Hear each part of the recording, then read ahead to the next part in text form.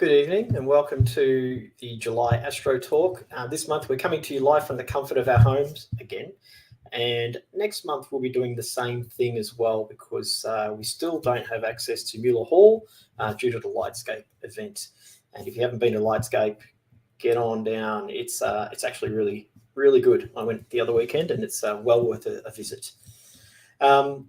Tonight is all about solar eclipses, and we figured that since no one's seen the sun in, well, feels like months, we thought we'd remind you what it looks like before and after it passes behind the moon. But before we begin, I'd like to say that in the spirit of reconciliation, the Astronomical Society of Victoria acknowledges the traditional custodians of land throughout Australia and their connections to land, sea and community, and we pay our respects to the elders past and present and extend that respect to all Aboriginal and Torres Strait Islander people today. As you know, we love bringing these live streams to you, and we've been trying to bring our Star Wars Day, May the 4th stream to you since May the 4th, so 2 months ago. That's how long it's been cloudy. And hopefully we can bring that one to you next week if the skies are going to be clear, and it's looking possible. But we can't do that without your support. So, stars on Facebook, stickers on YouTube, donations, large and small, help us keep these streams coming along. Now, with the formalities out of the way, I'd like to introduce you to Dr. Russell Cockman, who is a former Solar Section Director for the Astronomical Society of Victoria. He's a keen eclipse hunter and an avid solar astronomer.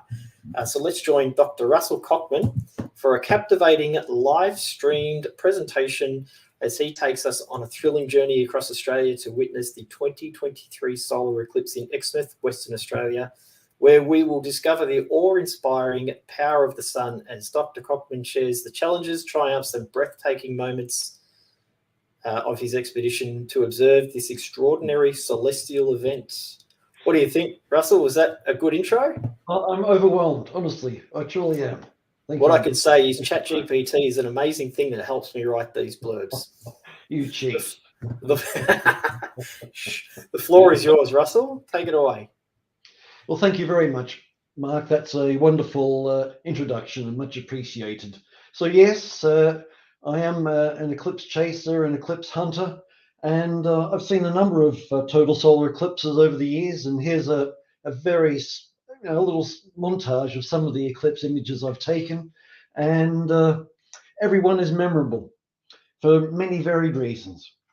And for me, it's especially the context, the location of the observation, and the emotional impact that each of these experiences has on me and on the people around me. So hopefully I speak for many like-minded souls, eclipse chasers or eclipse hunters, when I say that they just get better and better.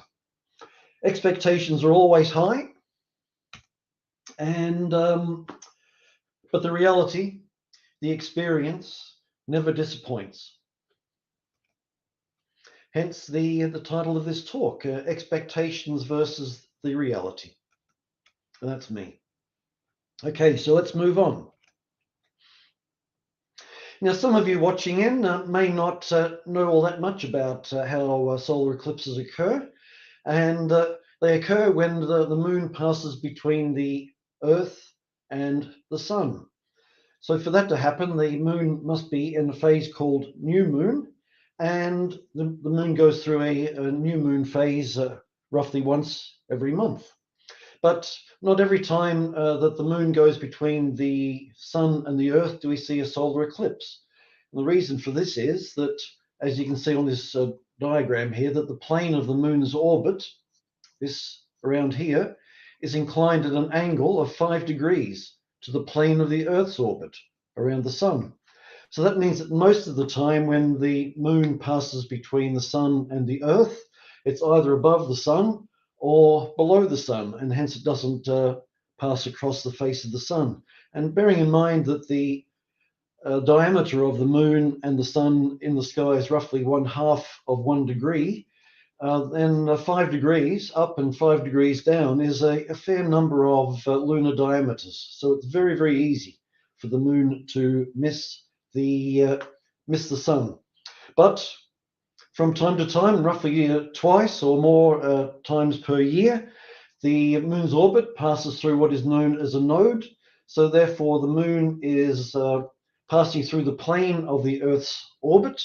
And if the moon happens to be new at that particular time, then somewhere on the planet, an eclipse of the sun will be visible. And roughly 2 weeks later, when the moon has gone from new moon around to the full moon here, there will often be a lunar eclipse as well. These events tend to go in pairs, but not always. So that's why we don't see solar eclipses each month. And it's also a reason why people generally have to travel to see them. So here's a depiction, and not to scale, of how a solar eclipse occurs. So here's the moon. It's a new moon. It's directly between the sun and the Earth. And bearing in mind the moon is moving in its orbit around the Earth. The Earth is rotating as well. And the combination of these two motions means that the moon's shadow, this umbral shadow here, which means that the moon is completely blocking that brilliant sunlight, it creates a path across the Earth's surface. And the moon shadow is typically moving at about 1,500, maybe 2,000 kilometers per hour across the Earth's surface. And the maximum diameter of this track, as we call it here, the maximum it can be is the order of 267 kilometers wide. So if you're standing within that 267 kilometer wide track, and that's, bearing in mind that's the maximum of the track, you'll see the moon go directly in front of the sun. That leads to a total solar eclipse. Total eclipse means that the sun is completely blocked out by the moon. But people standing in this circular area here means that they're in the penumbral shadow, which means only part of the sun is blocked by the moon, and people there will see a partial lunar eclipse. Now, an important word of warning here is that never ever look at the full sun or even an eclipsed sun with your eyes or binoculars or a telescope without proper filtration to prevent the sun's light and especially its heat from getting into your eyes. Otherwise, permanent blindness can occur.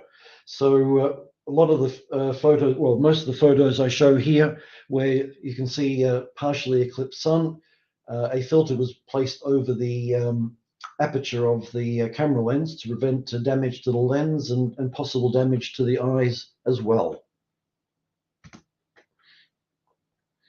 And here's a typical example of what a partial solar eclipse looks like. It can be a little bit dramatic. You can see some sunspots here and a big chunk taken out of the sun. Now, total solar eclipses always start with a partial phase, which can last between an hour and an hour and a half. And then totality occurs, and then an hour or an hour and a half or thereabouts to end the eclipse. So there are always partial phases in the lead up to a total solar eclipse. And that's what we look for. But there's a little bit more of a complication, because the moon's orbit around the Earth is not circular, it's elliptical. So it means that sometimes the moon is too far away from the Earth at a location which we call apogee, meaning its furthest distance from the Earth. And at times like that, it means that the moon isn't big enough to fully cover the sun. And so the moon's umbral shadow doesn't extend far enough to reach the Earth's surface. And these eclipses are called annular total eclipses, meaning that if the conditions are right, a person standing on the ground will see an annulus, a dark central bit, which is the moon, surrounded by a ring of brilliant sunlight. And here's a lead up to an annular solar eclipse, and you can see, hopefully, that the diameter of the moon isn't going to be big enough to cover the sun. And I happened to be placed absolutely perfectly for this one. It was a little bit north of Tennant Creek in 2013 for what is known as a central annular eclipse. where the moon is pretty much centrally located on the solar disk. And ladies and gentlemen, please, even an annular eclipse like this, where 95% of the sun was covered by the moon, it is still dangerous to observe that with the unaided eye, i.e. an unfiltered eye or binoculars or a telescope. There's enough heat there to permanently damage your eyes. But for me, the beauty of total solar eclipses are that they invite travel, because if we stay in one location like Melbourne, for example, we'll have to wait almost 200 years for the next total solar eclipse from the last one that was visible here in 1976. So to see a total solar eclipse, you have to travel. And because of the being forced to travel, it can take eclipse chasers to unexpected places or meaning places that never feature on our bucket lists. And in 2019, I had the great pleasure of going to Chile, and this is an image of Santiago, the capital of Chile, with the snow-covered Andes Mountains in the background. A very memorable experience.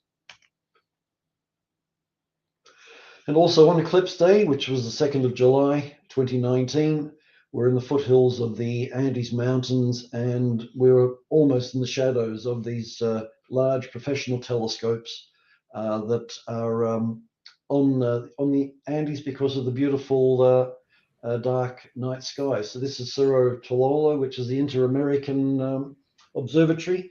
Russell, just quickly, would you be able to move your cursor? It's right in the middle of the screen. We've got some people who have commented that it's sort of in the way. Okay, it's over on the Perfect. right-hand That's edge the perfect now. spot for it. Fair enough. Thanks. I'll let Thanks you for continue. that. Okie dokie. So this is the Cerro Tololo International American Observatory with some auxiliary observatories there, and it was wonderful to be able to share totality with some folks, some professional astronomers who may have been there on the day. Then 2009, I went to China to see the total solar eclipse there, and there's the Great Wall of China. Once again, China was not a place that I had considered traveling to, but joining an eclipse party, going along with like-minded folk to see some real beautiful aspects of the world in which we live. Then in 2017, I went to the US, to Denver, and these is just a shot of the Coloradan Rockies. So once again, a part of America I would not have considered going to, but I was certainly glad I did for the eclipse in 2017.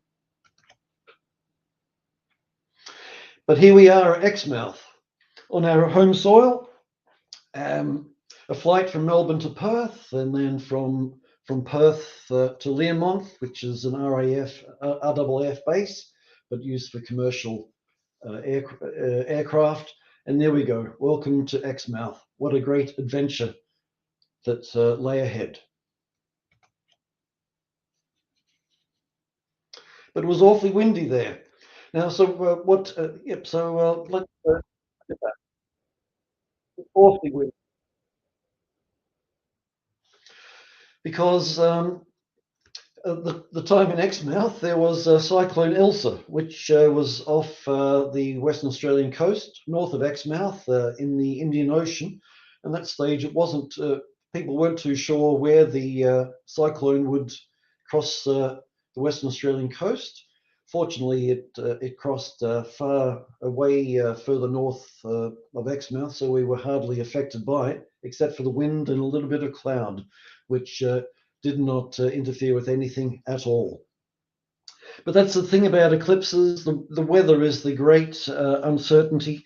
Eclipses can be predicted to almost to the millisecond in timing, and also to the nearest meter on the ground. So they're perfectly predictable, but what is not that predictable is what the weather is going to be on that particular day. So that enhances the expectations. I've never been to Exmouth, but hired a car and did a little bit of traveling around. And this is Charles Knife Canyon, just a little bit south of Exmouth, the Exmouth Peninsula. I'll show you a picture coming up, but there's some high ground there with some rivers flowing off the high ground. And I was just amazed at how much dirt this little riverbed had moved over the thousands upon thousands of years of rain that fell in that particular area. It was a beautiful bit of sightseeing to see the ruggedness of the Exmouth Peninsula and the Exmouth Gulf in the distance here.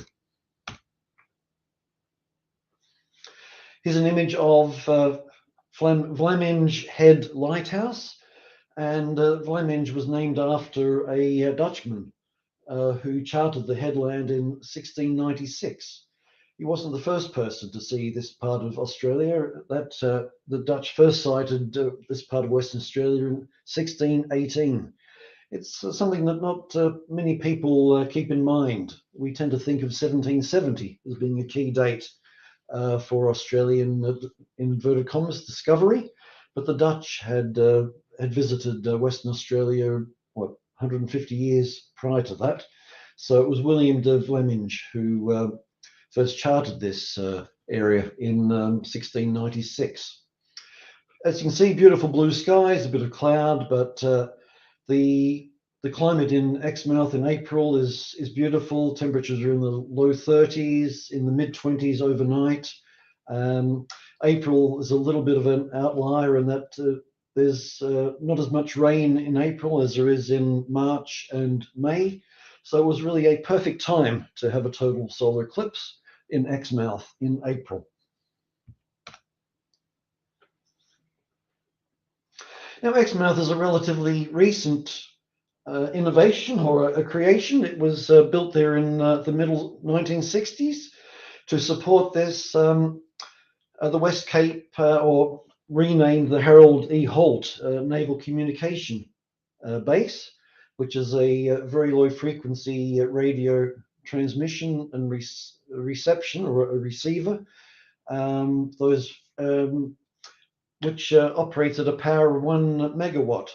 So although I was going to throw a joke, no, I won't say. It was simply the heat of the day which kept me warm, not all those radio waves at 1 megawatt power, which was zipping around. But this naval communication was set up there to communicate with submarines and vessels out to sea, because the very low frequency radio waves have great penetration through water for military purposes. And that was the reason that Exmouth is there, to support this base, and it continues to this day. Oops, I should have said, those towers don't look all that impressive, but they're actually higher than the Eiffel Tower. They're about 360 meters high, 6 of these towers. So they don't look it, but they are very, very impressive for their height above sea level.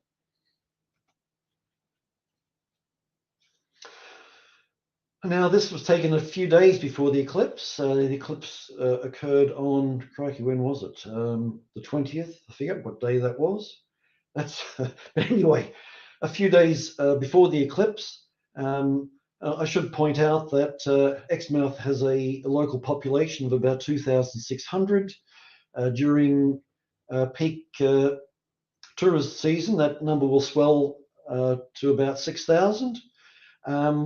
But because of the eclipse, the numbers weren't all that definitive about how many people were there. So there was a great concern. Will we run out of food? Will we run out of beer? Will we run out of water? Whatever.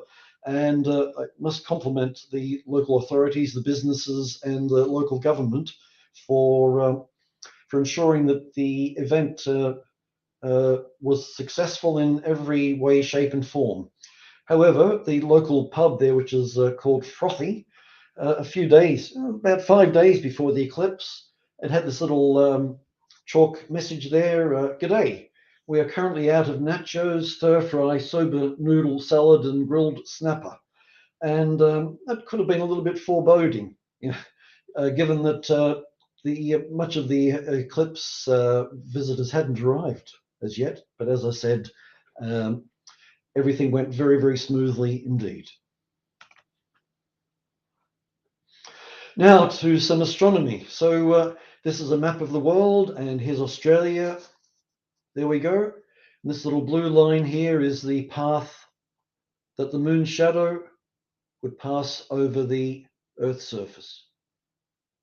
That little star there indicates the place of greatest eclipse, which we see down the bottom here is 1 minute and 16 seconds, 20th of April. And just down here, the eclipse shadow, or the moon shadow, just touches Exmouth as the only part in Australia that the total eclipse was, on the mainland Australia, that the total eclipse was visible from. These blue lines give the extent of partial phases, and here's Melbourne, and I've seen the fairly small partial eclipse that was visible on the 20th of April. Very, very nice, but a partial eclipse certainly does not compare at all to a total eclipse. But this gives a pretty good view of where a person needs to be to see the total eclipse, and how much of the planet can see a partial eclipse during that particular day.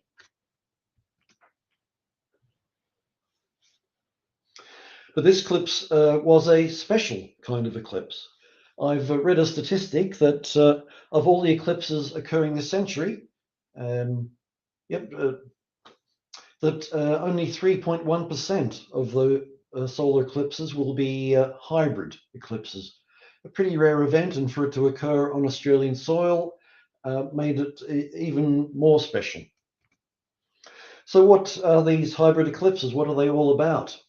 So they're special because they occur at a time when the moon's shadow can just reach the Earth, or just fails to reach the Earth. So if you recall the eclipse track, which started off the Indian Ocean, at the beginning of the track in the Indian Ocean, the moon's umbral shadow is not able to reach the Earth's surface. So an annular, but a very nice annular eclipse would have been visible. But as the eclipse shadow, as the track moves across the Earth's surface rises up to meet the shadow, and towards the middle of the track, the moon shadow is now able to reach the Earth's surface, so a total eclipse will become visible. And then later along the track, the Earth's surface dips away, and the moon's umbral shadow is now no longer able to reach the Earth's surface, and an annular eclipse will occur. So these hybrid eclipses are otherwise known as annular total eclipses.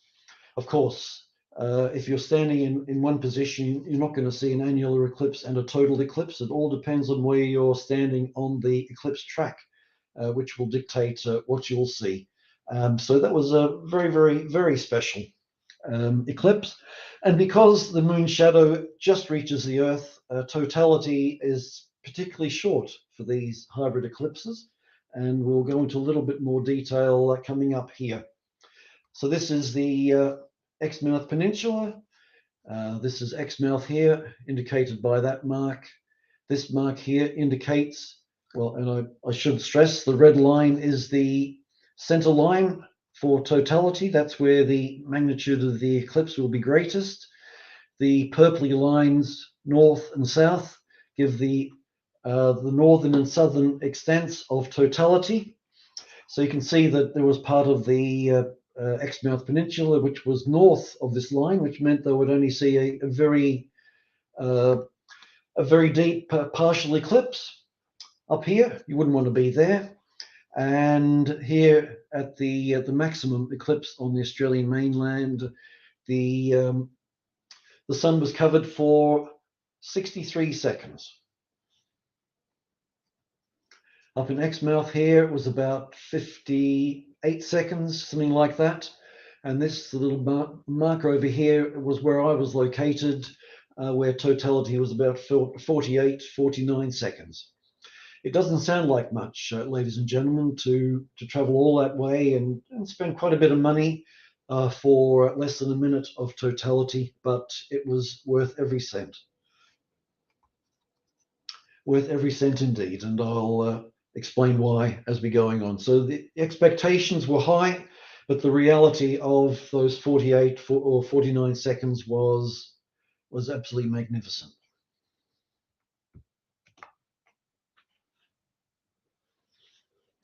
So I stayed at a location called Salsalis, which is it's a glamping holiday resort, otherwise known as a safari camp, full of luxury, and it was a beautiful stay right on the, and I should have pointed out, I beg your pardon, down this coast here is the Ningaloo Reef, which is just off the coast, just a few meters offshore. You're into the coral fish, corals, etc., and an absolutely ideal location for a holiday here on the west coast of the Exmouth Peninsula.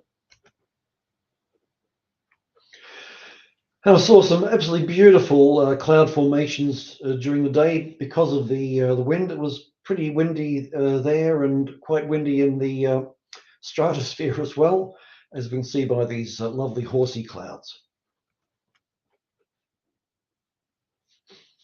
Now, because totality was quite short, I wanted to limit the amount of photography I would do so that I could enjoy as much of those 48 seconds as possible. So I had two projects.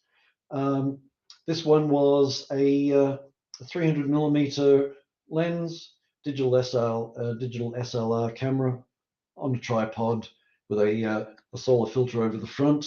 That was project one. And project two was another tripod, camera body, and a 500 millimeter lens on that tripod. To do each project provided a different aspect of the eclipse. The project on the left was to get 3 images at middle of totality, and this one here was to create a high definition and HD video, starting roughly a minute before totality, the 49 seconds of totality, and a minute afterwards. So let's see how we go, because things get pretty exciting as totality approaches. But I thought I would just highlight the first contact. If you look at the top of the moon, you can see a little nick. This is very, very reassuring, ladies and gentlemen, that the eclipse is not just a figment of people's imaginations. There we go. There's yours truly. And although this video goes for a couple of minutes, you'll see the moon very, very slowly move onto the solar disk. But also I want you to see just how windy it was. From time to time, the image, which as I said was just on a tripod, will get buffeted around. A couple of birds in the distance.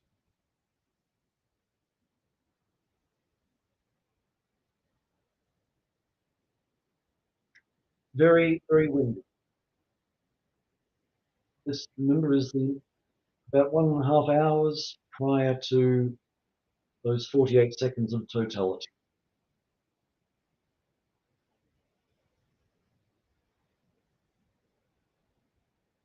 You hear the wind through the microphone as well.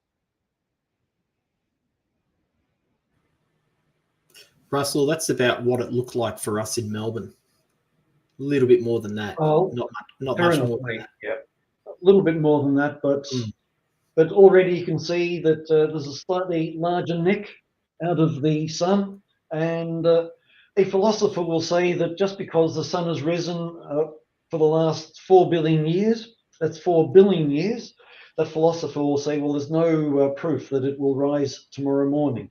That's where philosophers stand, and we're taking a philosophical approach here. Although the eclipse is predicted to occur the fact that we're seeing a little nick out of the sun reassures us, yep, we're not getting our legs pulled. Yes, there is the moon, and it's slowly making its way across the solar disk. A brief period of steadiness, a lot of buffeting. Now, I had set up the equipment as well protected from the wind that I could, but the wind, because it was fairly erratic in direction, I was able to completely shelter it. So there we go.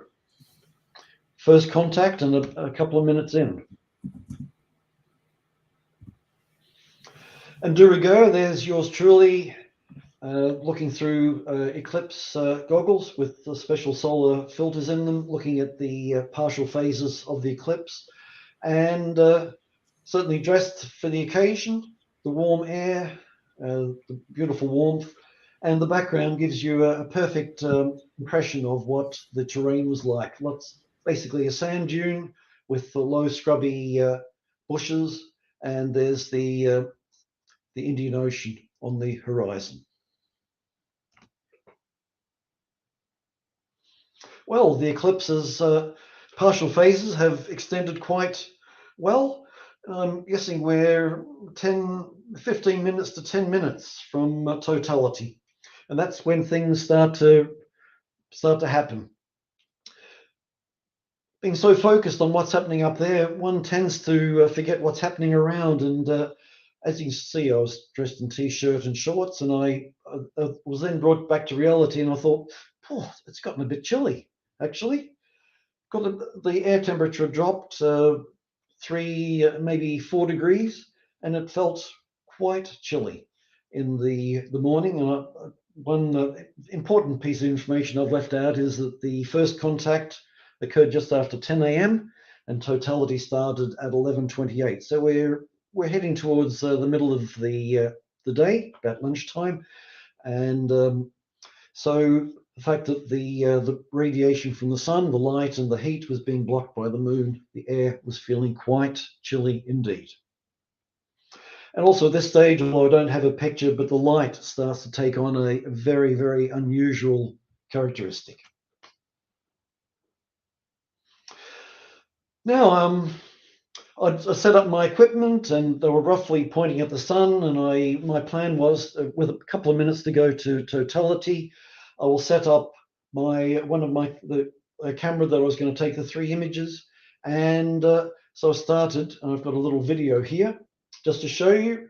Just press the menu button, and AEB is the function I was looking for. Yep, once again, Russ, just press the menu button. There we are, AEB comes up.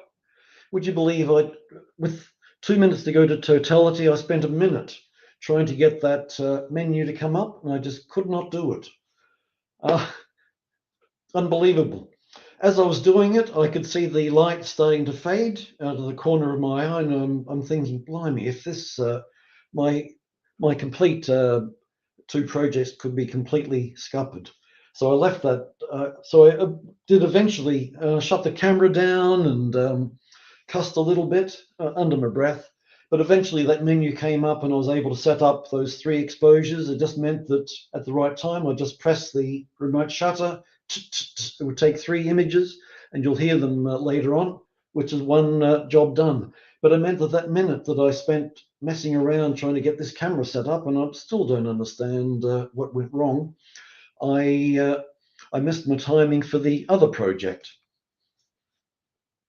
So here it is. Here's the other project, to prepare a video starting about a minute before totality, the 48 seconds of totality, and about a minute afterwards. So I'll just start the video. Already you can see there's a problem. I've forgotten to center the sun in the field of view.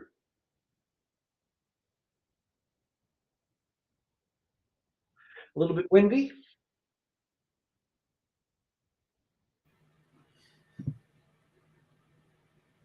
But I have forgotten a key piece of equipment, or I should say the removal stuff. How quick present has thinned it down. What Just did you about forget, gone. Russell?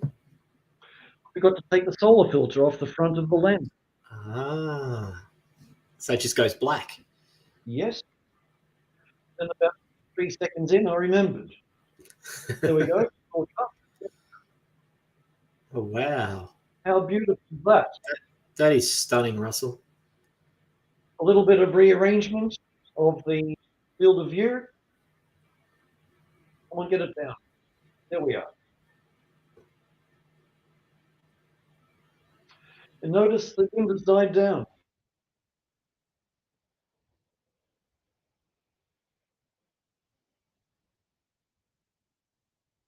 No gust of wind. There are the 3 shots going off. There I was looking at the spectacle up in the sky. That's glorious.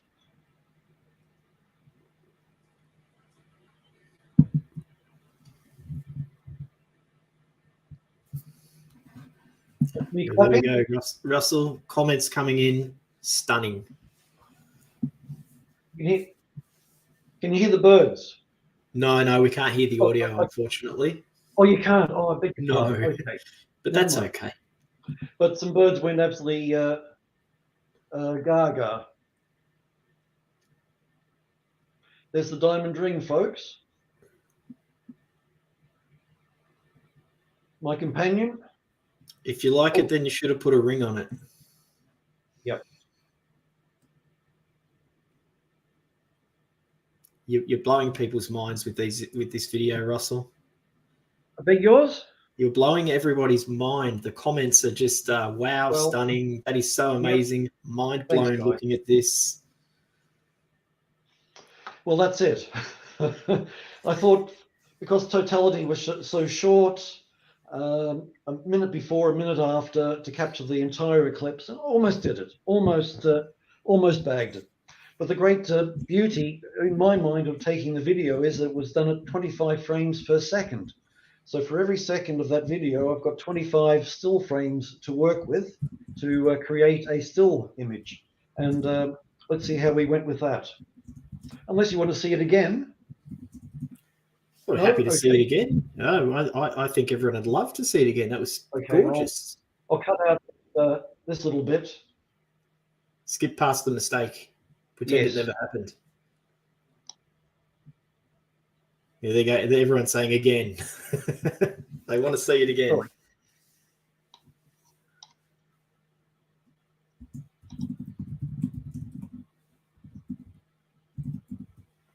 There we go. From there. There's the entry, a diamond ring.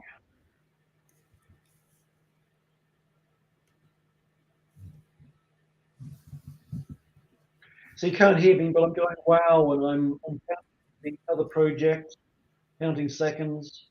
Look at that, absolutely stunning prominence at about 8 o'clock. Now, how big would that prominence be, just so everyone understands? I would say 10, 15, maybe 20, maybe 10 Earth diameters high. So that's 10 Earth diameters high, that little... Easily visible to naked eye, and this at this time is perfectly safe to look with the naked eye. The diamond ring comes up, or the Now, what did the animals do? Lee's saying it's weird, but I suppose kind of understandable that eclipses make the animals go troppo. They do, and unfortunately I haven't connected up the sound, but there's a small flock of little corellas just carrying on like Billio. You know, they're pretty vocal birds, and they were flying and squawking and carrying on because they were just getting ready for the night. And less than a minute later, daytime again. So that's the shortest night that they've ever experienced.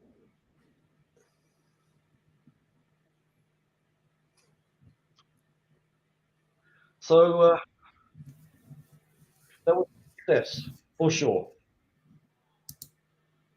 But folks, I just want to stress that The video is one thing, but to see it with your own eyes, technology just does not have the range of brightnesses available that our eyes can detect. So with the eye, it was just mesmerizing, absolutely gorgeous. And as I said, I spent most of the 48 seconds or 49 seconds seeing it with my eyes and just delighting with it.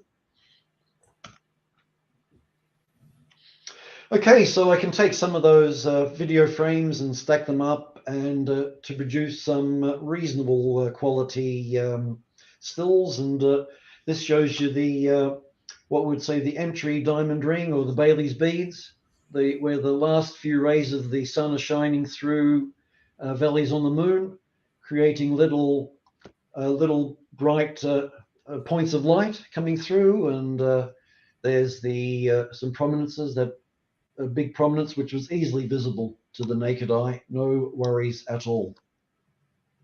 A little bit of corona around the edge.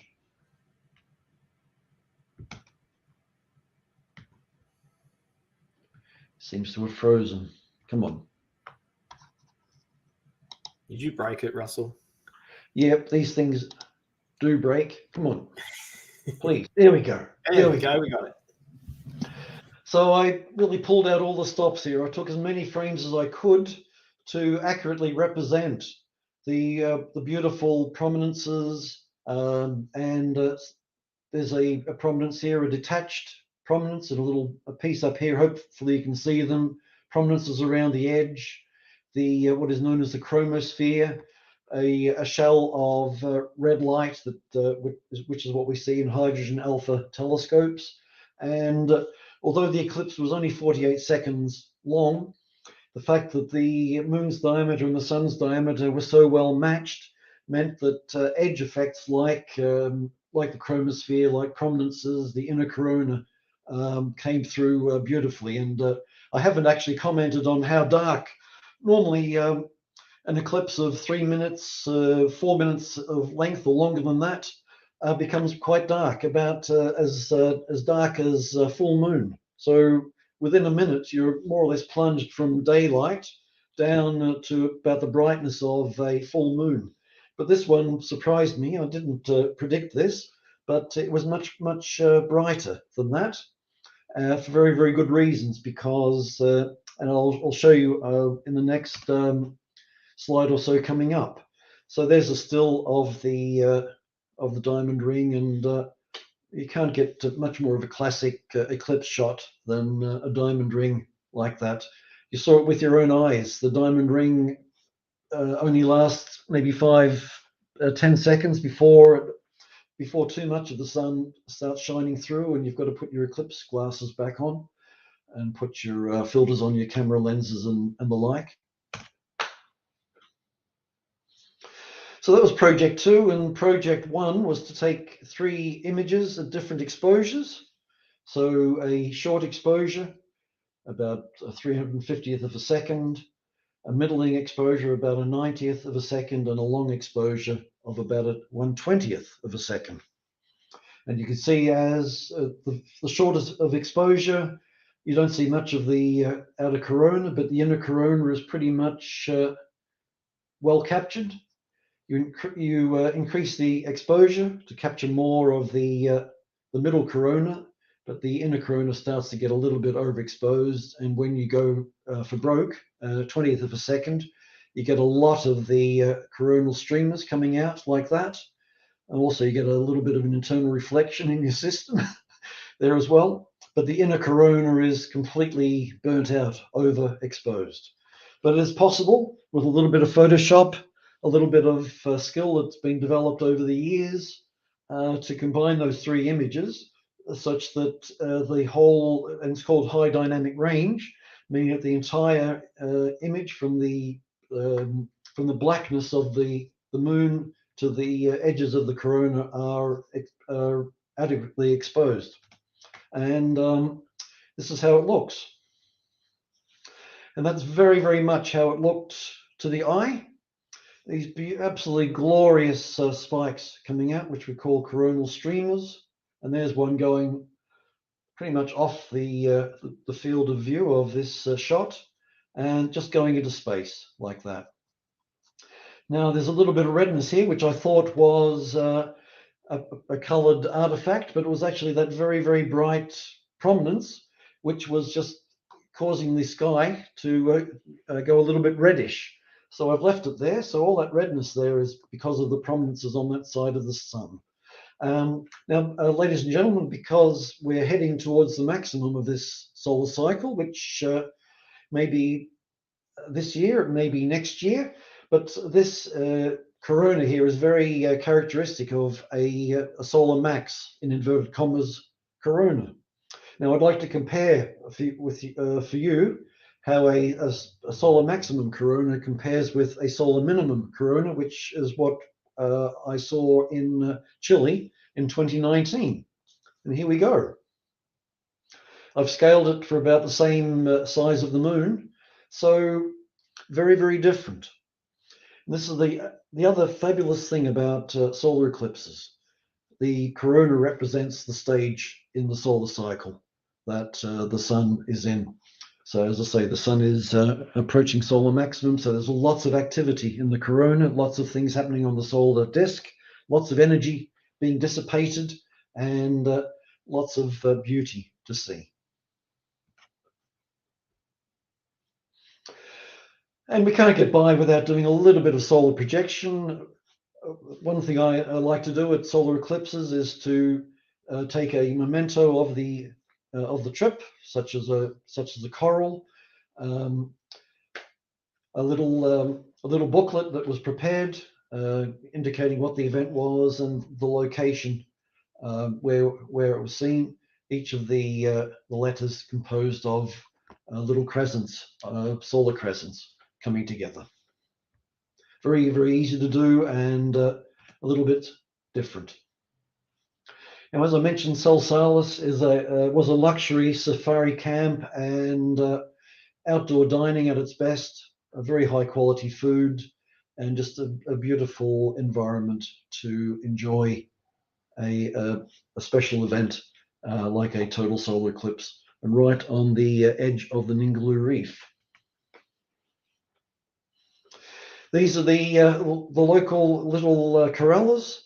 So they would allow you to get really close, almost close enough to touch them. They're a little bit of a problem raiding plates that had been left behind, with food on them, but they were very approachable. And I believe it was a couple of these birds and others in the flock that created a huge carry-on when totality ended and the daylight started coming back. We saw some absolutely beautiful sunsets, bearing in mind the sun is setting over the Indian Ocean, lots of clouds, and the colors coming out of the sunsets were absolutely spectacular. And one night we saw a display of crepuscular rays. So these are rays of sun shining through gaps in the clouds. And so there's a gap in the cloud down here, and there's the sunbeams going through. And it made for a very, very memorable spectacle in the lead up to the total solar eclipse. Crepuscular rays. Now, folks, I'm not one for doing selfies. But I took a selfie just to capture the Ningaloo Reef, standing right on the water's edge, 5 meters, and there's the reef start. So it's in about 3 foot of water. So it's just a simple walk in off the beach, Ningaloo Reef, coral reef, pristine condition. And on the horizon, which was about 400 meters out, was the Indian Ocean waves breaking on the extent of the coral reef. So beautiful water and a wonderful experience. A little bit of coral. I took a very simple camera and bought an underwater case for it, and did the absolute best I could to take some underwater shots. And this is actually video, so I'll play that. Fish darting about. The coral here that had the most beautiful lilac tips on the coral, absolutely magnificent. It was a little bit forbidding when I took my first dive into the water, swimming across all that beautiful white sand, looking ahead, and there's all these spikes of coral coming up like a defensive boundary, but it was beautifully colourful. Oops, there we go. We're seeing that. A still shot of some coral, all living coral, and these really neon blue coloured fish. If you got too close to them, they would just dive into the coral for safety, and then when the danger was past, they'd come out again and just swim around. An absolute beautiful experience. Now, a feature of Exmouth is the warm waters, and the whale sharks are found off the coast. So that's one of the tourist activities there, to swim with the whale sharks. And there were these motifs dotted around the place. This one was in Exmouth. This one was at Salsalis. So simply holes cut into sheet metal, and the sunlight would shine through the holes to give this wonderful impression of a whale shark with fish swimming behind. And I did take a cruise out to examine the whale sharks, and here we go. Very, very short video, but these whale sharks are the biggest fish on the planet, completely vegetarian. They eat plankton. You could get as close as 3 feet or 1 meter from them, and without any bother at all. They were very, very placid, and felt no fear whatsoever swimming with these guys. It was a wonderful experience. Not only astronomy, but sea life as well in this stream. Sea life as well. Yes. Yeah. Yep. So that's the end of this talk, ladies and gentlemen. But I thought I would take the opportunity of giving you a preview of what's coming up with total solar eclipses.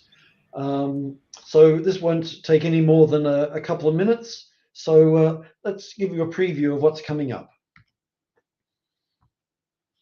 So April the 8th, 2024. Crikey, we're into July 2023. So what is it, 9 months from now? Total solar eclipse will occur over continental USA. Across Mexico, continental USA, the maximum duration is over Mexico. And how long is that? Tells us down here, duration, about 4.5 minutes. That is longer than average duration. I've probably left my my bookings a little bit late, but I'd like to view totality in Texas here, but who knows? Have you booked anything, Russell? Beg your pardon? Have you booked anything? No, I have left it a little bit late, but I would very, very much like to go. Would you like to know how much some of the accommodation is costing per night as of now? Be about 1,000, 2,000 Aussie dollars per night. 4,000 US dollars in some parts. Yes. So there you go. It's an opportunity to rake it in. Yeah. Absolutely. And that's the thing, ladies and gentlemen. Often it's well nigh impossible to get cheap accommodation because accommodation only opens up typically a year out, by which time the eclipse tours have block booked accommodation, and then the accommodation rates go up horrendously. There was always a possibility of getting cheap accommodation just outside of the path of totality, and driving a car into the path. That can be a little bit fraught with the roadblocks and traffic jams and what have you. But you know, if you're not in it, you're not going to win it, kind of thing.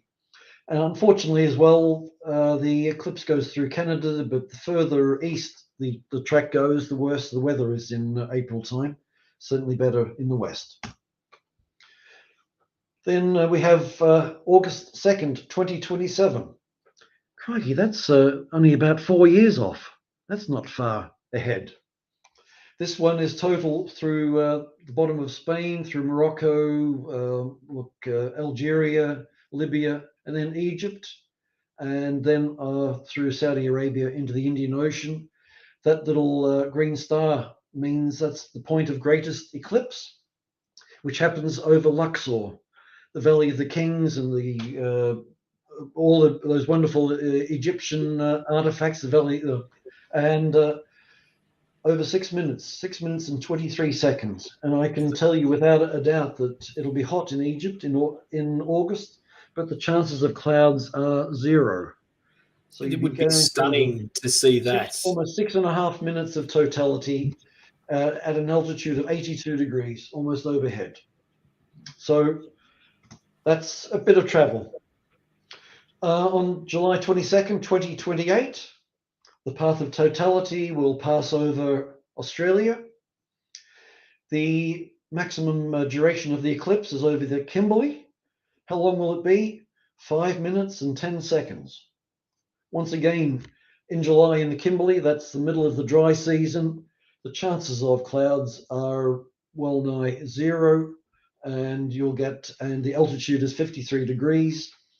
That's well worth taking a trek to the Kimberley in July 2028 for 5 minutes and 10 seconds of totality on mother soil. If you don't want to travel that far, then this point here is Sydney. So the path of totality passes over Sydney, and they get about, I think, 3 minutes and 40 seconds of totality in Sydney. It passes over Dubbo as well in central New South Wales, passes a little bit north of Tennant Creek, but there are plenty of places to seek your eclipse experience. If you want to go to New Zealand, it's totality in Dunedin as well, but bearing in mind July is winter time for New Zealand, so it could be pretty inclement, but there's a wonderful opportunity, the Kimberley or Central Australia or New South Wales in 2028. And lastly, November 25th, 2030, an eclipse through Botswana, South Africa, then across the Indian Ocean, ends up in South Australia. And I think here the length of totality is 3 minutes and 44 seconds. But by the time the shadow gets to South Australia, you've still got 2 minutes and 10 seconds of totality, which will then diminish quite rapidly as we head towards sunset. The sun will be lowish in the sky, less than 10 degrees. But there we go, 2030, not that many years ahead, November 25th, for totality in South Australia. A lot to look forward to, ladies and gentlemen. And once again, it's all down to expectations. The expectations are high for weather-wise, or what will we see, what up there, but I can reassure you that the reality is far, far grander than any expectations of totality you may have in your mind, because the images I've shown tonight, although I'm very, very proud of them, and they capture the eclipse reasonably well, but to see these effects with your own eyes is just mind-blowing. The emotions are just incredible. But I'll leave it there. I could go on all night. So thanks very, very, very, very much for joining us tonight, and all the best of luck. We have questions, Russell. You can't get away that quickly. Oh, okay. We have questions. Questions. Let's go. First question. First question is, let's pop it up. I think my internet's playing up. Probably is. Did you feel a cold wind when it got dark? Well, very, very well. As I mentioned, I did feel a chill in the air, and the video I took indicated that the wind wasn't particularly gusty. I wasn't so much aware of a chill wind. I was more aware of just a chill in the air in general. But I am aware that others noticed a chill wind passing through, and I'm believe that I did experience that in other eclipses, but I think I was just so focused on that beauty in the sky that I just switched off. So the next Otherwise, one you've answered. Where will the next eclipse be? So you've done that one, and we've worked out that the next one is in America, and it's going to be $4,000 a night for accommodation in some places. yeah, So yes. they can keep that. Andrew Amiot is thanks, Russell. So you kept the solar filters on the camera until today, and then removed them for the minute of or so of totality. In general, yeah. My feeling is that a minute from totality, there's such a thin crescent of sun shining through that the amount of heat that it creates will not hurt the optics. But nevertheless, the optics of the camera, because there have been some well-documented cases of an expensive lens being used for partial phases, and the diaphragm, the thing that shuts down the aperture, completely melted inside. But I think for safety's sake, with your eyes, you're better just to use a solar filter until totality occurs, and then take it off and be happy to view totality with no filtration whatsoever. And then as soon as the diamond ring finishes, put the filters back on and everything is safe. Next question is from Lee. Did you or others that attended witness proof of Einstein being correct by means of seeing stars which should have been behind the sun? Well, that is now a deep philosophical question, and thanks for asking that. Lee's a philosophical man, so. Yes, he is. Look, I now no longer doubt Einstein's theory of relativity about that. The eclipse took place in Aries, and there weren't that many stars in the field of view. In fact, I couldn't see any stars in my images.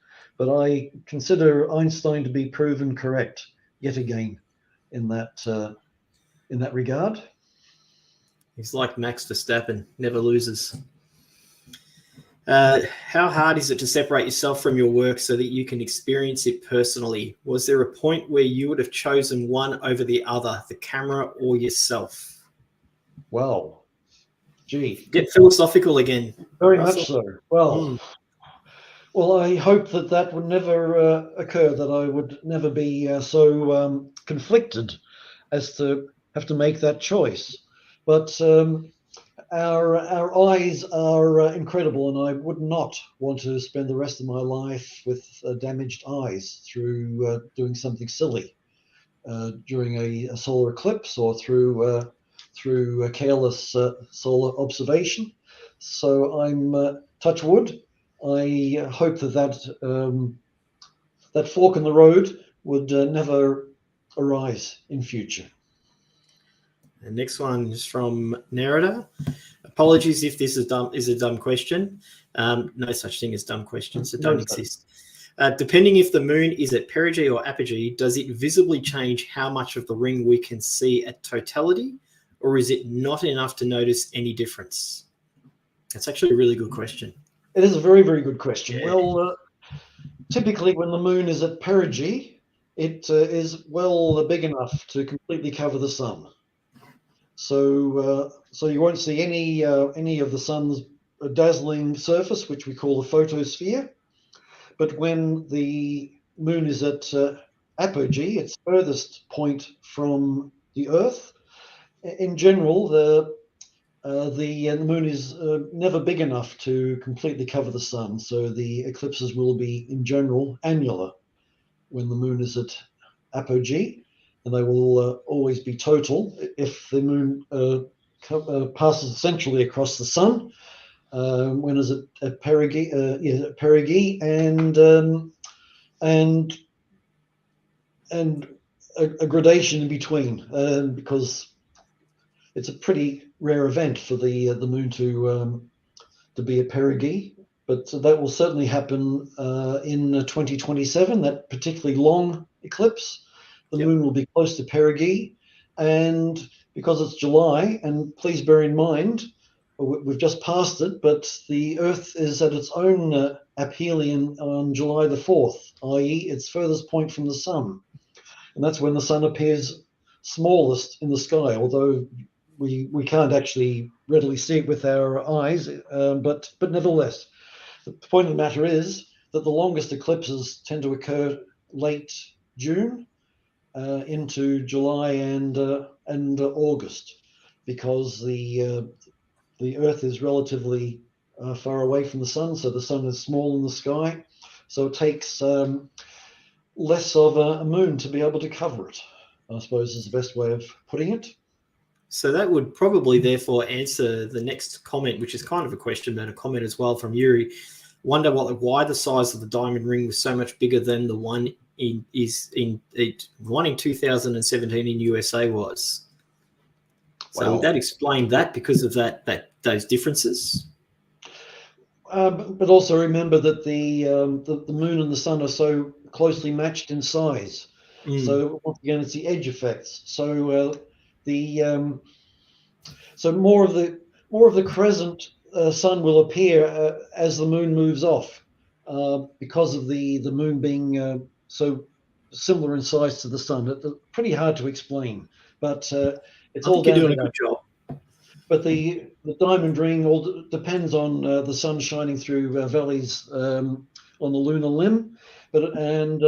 So if the sun is a very, very thin crescent, it means that there's more opportunity for more valleys on the lunar limb to allow sunlight to come through, which equals a better display of Bailey's beads and a more brilliant display of the diamond ring.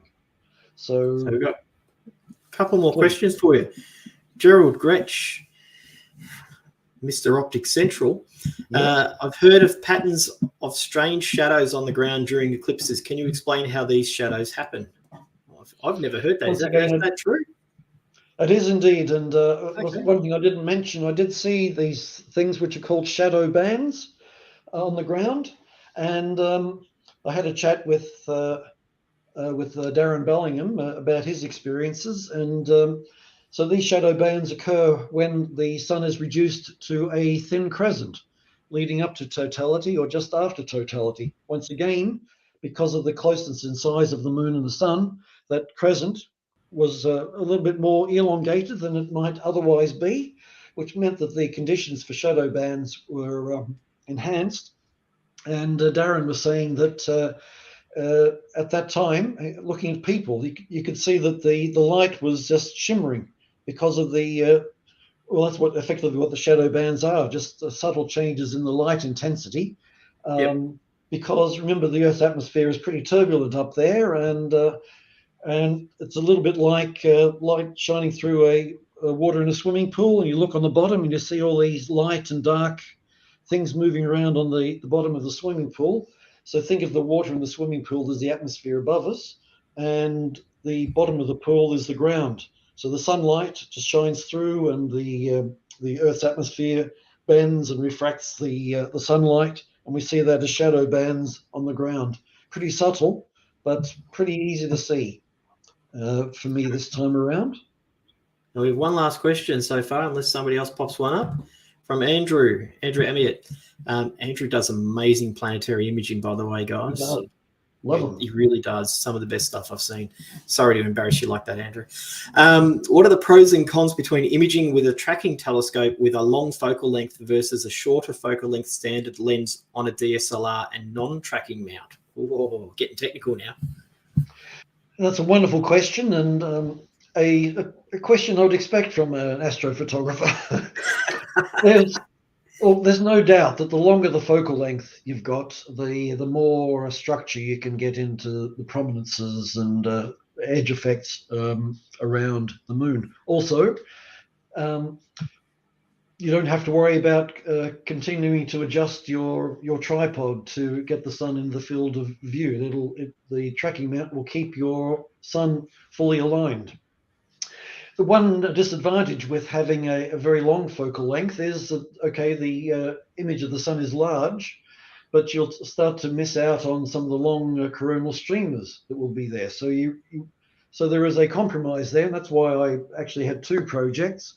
one to bring out the extent of the corona, and the other one to show the features of the sun. And one thing I forgot to mention was I actually forgot to put on my extender on my 500mm lens, which would have made the focal length 700mm, which would have brought out the edge effects, the prominences, the chromosphere, the beautiful red chromosphere in a corona a little bit better. But it's like everything in life, it's a lot of compromises, and all depends on what you want to achieve from your photographic run. And So, go on. I think I might close it out for you, Russell. I've got a question for you then, because you're using tripods, right, as opposed to a tracking telescope. Is there a reason you didn't use a tracking mount to put your cameras on? Well, I was my initial plan was to take one over to Western Australia, but then I realised that there was no power at the location, so that certainly no 240 volt. So I would have had to have taken a very heavy battery with me, which would have just made it out of order to do that. But nevertheless, that's something to consider in the future. These lenses are pretty heavy, so they require a pretty heavy mount to do them. But some of the party I was with, they brought along tracking mounts and got very, very good results from them. Well, thank you for your presentation tonight. It was very interesting, very cool. So Lee's saying, I would have had power, should have taken me and my van over in your luggage. Well, that's very nice, Lee. Well, please keep us in mind for 2028. Okay, we'll put a few K on your van. For those who don't know, Lee normally joins us at Mueller Hall when we're there and organises the power and proper camera gear that we use for our live streams when they're in person. So he's got a van full of batteries and computers and cameras and all sorts of things. So should have taken me with you, Russ. Yes, love to. We'll keep you in mind, mate. No worries. Be wonderful. As I was saying, thank you for your presentation tonight. It was it was really cool. Very, very cool. So we hope you enjoyed tonight's stream. Keep your calendars clear for next month, because next month we've got someone very interesting. I'm not going to say who it is. Actually, we've got two coming up. We've got one for the Astro Talk in August. It's going to be on radio astronomy, and I'm going to hint at that it's to do with parks. But then following on from that, in early September, we have a very special guest that we've been trying to get on for a long time, but I'm not going to say who it is, other than she writes children's books about astronomy. We're still trying to finalise that one and lock it in, but that'll be in hopefully early September, so it'll be an extra one. And then we'll have a normal September Astro Talk, which will be back at Mueller Hall by September. So just keep that in mind, that next month's stream will be a live stream online as well, while we're waiting for Lightscape to finish. Upcoming, we have hopefully next Wednesday, after 7 attempts, I think it is now, we'll be hosting our Star Wars Day live stream. Hopefully, weather permitting, I will say. And following from that, on the 21st, I think, Friday the 21st, a public viewing night at Caulfield Racecourse. In August, we have another Wine Under the Stars event. Oh, Russell's gone. He's left me behind. And we have Sea Lake Astrofest in November, and a new event at Mount Buller, which will be in early January, which will be a public Starfest as well, up at the top of Mount Buller. Check all the information on all those events are on our website. Ticketing for all of them except for Mount Buller is available at the moment.